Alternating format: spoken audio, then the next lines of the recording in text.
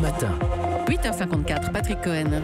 Bonjour Philippe Vandel. Bonjour Patrick. L'infomédia du jour. Un fake news ou une fake news, un démenti et une tendance lourde. C'est une info qui a fait le tour de la presse depuis 2 jours. Non seulement il y a de plus en plus d'abonnés devant Netflix, mais eux aussi vous regardent en même temps que vous les regardez.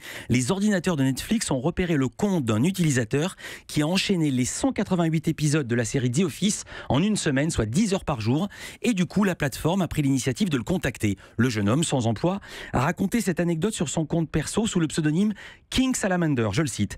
J'ai reçu un mail de Netflix.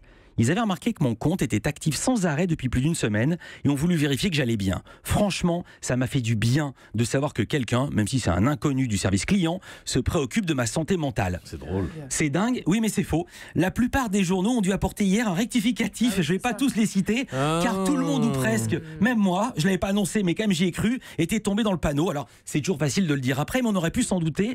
La source que la plupart des médias mondiaux ont suivi était le site américain Pizza Bottle. Ah, pourtant c'est sérieux d'habitude. Oui, un site d'infotainment, Bouteille Pizza. Ah oui, d'accord. Lui-même suivait des médias anglais, tout ce qu'il y a de sérieux, comme le Daily Mail, mais on peut retrouver la même info en 2013 sur un site parodique britannique, The Onion, qui prétendait que Netflix avait contacté un certain Shane Fowler, 31 ans, qui avait regardé une saison entière de Sons of Anarchy en une seule fois. En fait, c'est pas le même client, c'est pas la même série, mais c'était la même histoire. Et elle est fausse. Et au passage, Netflix en a profité hier pour assurer ne jamais contacter ses abonnés pour commenter leurs choix et leurs pratiques. En tout cas, l'empressement des médias du monde entier à parler de Netflix est à la mesure de son succès. Là, c'est une tendance lourde.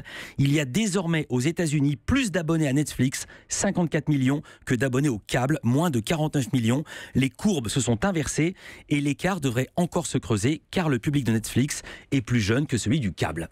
Village Média, votre émission tout à l'heure, 9h30. Alors aujourd'hui, l'alliance de la carpe et du lapin, car ce soir, le PSG rencontre le Real Madrid, mais aussi c'est la Saint-Valentin. Donc aujourd'hui, un spécial foot et amour, avec Bruno Guillon, le nouveau présentateur des Amours sur France 2, et Darren Tellet, le consultant foot sur Bein Sport. À tout à l'heure.